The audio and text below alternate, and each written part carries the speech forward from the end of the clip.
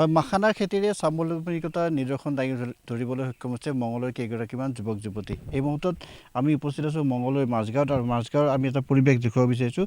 ইয়াত কেইটামান এনেধৰণৰ পুখুৰীত এতিয়া মাখানাৰ খেতি তেওঁলোকে কৰিছে, আৰু এই মাখানাৰ খেতিৰ জৰিয়তে নিজকে স্বাৱলম্বী কৰি তুলিবলৈ সক্ষম হৈছে। মূলতঃ এই মাখানা খেতি হৈছে বিহাৰৰ খেতি। বিহাৰত প্ৰতিটো স্থানতে মাখানাৰ খেতি দেখিবলৈ পোৱা যায়। অসমত ইয়াৰ কিন্তু আচলতে ইয়াৰ বেছি প্ৰচুৰ পৰিমাণ আমি দেখিবলৈ পোৱা নাছিলোঁ, কিন্তু এতিয়া যিহেতু এই মাখানাৰ খেতিৰ জৰিয়তে লাভৱান হ'ব পাৰি, গতিকে লোকসকলে এতিয়া মাখানাৰ খেতিৰ প্ৰতি আকৃষ্ট হৈছে, আৰু চৰকাৰেও এই ক্ষেত্ৰত যথেষ্ট অৰিহণা যোগাইছে। আমাৰ সৈতে একাংশ লোক আছে যিসকল লোকে ইতিমধ্যে মঙলদৈৰ মাজগাঁৱত এই খেতিটো কৰিছে। আমি তেখেতসকলৰ সৈতে কথা পাতিম। প্ৰথমতে মই এগৰাকী মহিলা আছে, তেওঁৰ সৈতে কথা পাতিছোঁ। হয়তো আপুনিও আগবাঢ়ি আহিছে খেতি?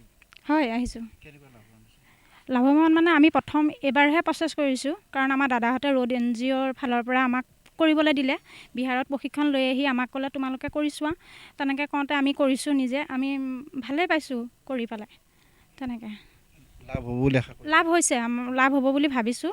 আমাৰ কালি ছাৰে কোৱাৰ মতেতো আমাৰ বিঘাত 50,000 মানকৈ লাভ হ'ব বুলি কৈছে।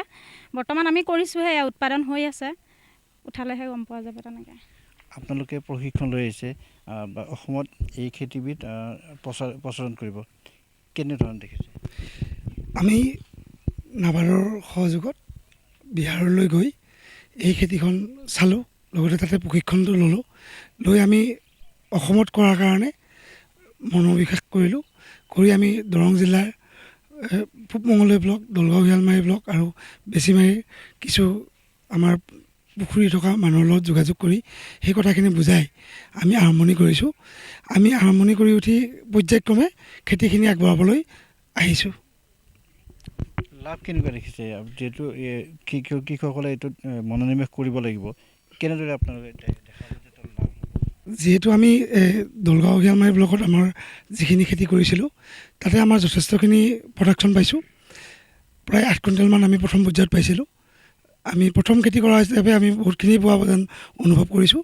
তাৰে কিছু অংশ আমি চিড হিচাপে বিক্ৰী কৰিছোঁ। লগতে আৰু আমাৰ এৰিয়া এক্সপানশ্যনৰ কাৰণে আমি কাম হাতত লৈছোঁ। মই আপোনাৰ ওচৰত আহিছোঁ। ইয়াৰ বীজ ক'ত পোৱা যায়, কেনেকৈ মানুহে আগবাঢ়ি আহিব? নমস্কাৰ, মই ৰোড NGOৰ এই ছেক্ৰেটেৰী হয় ভৈৰৱ ডেকা। আমি পোনপ্ৰথমে যেতিয়া আমাৰ মাখানা কনচেপ্টটো আহিছিলে, মাখানা কনচেপ্টটো আমাৰ তেতিয়াৰ দৰং আৰু ওদালগুৰি AGM ছাৰ আছিলে, এই গৌৰৱ কুমাৰ ভট্টাচাৰ্যী ছাৰ। তেখেতে এটা মাখানা খেতিৰ ওপৰত আমাৰ দৰঙতো হ'ব বুলি এটা অনুমান কৰিছিলে। সেইটো লৈ আমি আৰু অফিচৰ লগত কণ্টেক্ট কৰিলোঁ, আৰু অফিচৰ জৰিয়তে আমি 4খন জিলাত এই ফাৰ্মাৰ্ছ আৰু আমাৰ PIA গৈ আমি বিহাৰ দাৰভাঙাত ট্ৰেইনিং কৰিছিলোঁ। তাৰ পৰা ট্ৰেইনিং কৰি আহিয়ে আমি ইয়াতে দৰঙৰ দুটা আমি ব্লক ছিলেক্ট কৰিছিলোঁ। তাৰে বেছিমাৰী ডেভেলপমেণ্ট ব্লকৰ এখন গাঁও আছিলে, আৰু আমাৰ দলগাঁও শিয়ালমাৰী ব্লকৰ এখন গাঁও আছিলে। এই দুখন গাঁৱৰ কিছু ফিচাৰী থকা ফাৰ্মাৰ্ছক লৈ আমি আগবাঢ়িছিলোঁ, আৰু তেওঁলোকৰ যি আমি পোনপ্ৰথমে দাৰভাঙাৰ পৰা বীজ অলপ আনিছিলোঁ।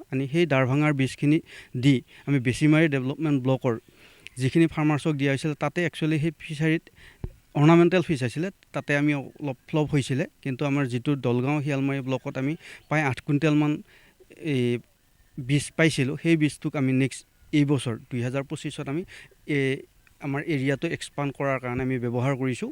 আৰু তাৰেই এটা আমি পূব মঙলদৈ ডেভেলপমেণ্ট ব্লকৰ প্ৰায় 30গৰাকী আমাৰ পুখুৰী থকা ব্যক্তিৰ লগত যোগাযোগ কৰি আমি এই খেতিটো আৰম্ভ কৰিছিলোঁ।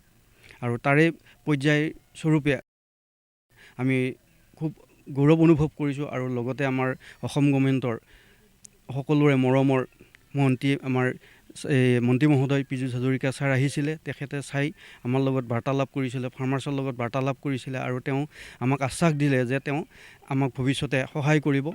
আৰু তেখেতৰ আৰু লগতে আমাৰ টেকনিকেল টিমো আহিছিলে। কালি গোটেই আমাৰ ডিষ্ট্ৰিক্টৰ টেকনিকেল টিম আহিছিলে। গোটেইখিনিয়ে আমি এটা আলোচনা কৰিছিলোঁ, আৰু সেই আলোচনাৰ আৰু আমাৰ KVK আৰু আমাৰ যোৱাবাৰৰ যিটো আমি প্ৰডাকশ্যন পাইছিলোঁ, সেই প্ৰডাকশ্যনৰ ওপৰত বেছ কৰি আমি প্ৰায় প্ৰতি বিঘা মাটিত যদি আমি খেতি কৰিব পাৰোঁ আৰু ভালদৰে হয়, মিনিমাম এডিশ্যনেল ইনকাম মাখানাৰ পৰা 50,000 টকা পৰ্যন্ত পাব পাৰোঁ। আৰু যদি ভাল হয়, হয়তো তাতকৈ ওপৰত আমি ইনকাম কৰিব পাৰোঁ। আৰু যোৱা বছৰ আৰু এই বছৰ আমি যিটো বিহাৰৰ আমাৰ নেশ্যনেল মাখানা ৰিচাৰ্চ চেণ্টাৰ আছে দাৰভাঙাত, তেখেতৰ যিজন ইনচাৰ্জ মানে কি হেৰি হয় প্ৰিন্সিপাল চাইণ্টিষ্ট, তেখেত ছাৰৰ লগত আমি কথা পাতিছিলোঁ আৰু আমাৰ ভিডিঅ'বিলাক তেওঁলৈ প্ৰেৰণ কৰিছিলোঁ। তেখেতে আমাৰ ইয়াৰে মাখানাৰ প্ৰগ্ৰেছটো চাই কৈছিলে যে দৰঙত বা অসমত, তেখেতে অসমত বুলি কৈছিলে, অসমত মাখানাৰ অপৰচুনিটি বেছি আছে বা বিহাৰৰ গছৰ পাত বা গা গছৰ গ্ৰ'থৰ তুলনাত আমাৰ অসমত যিখিনি আমি পঠাইছিলোঁ ভিডিঅ'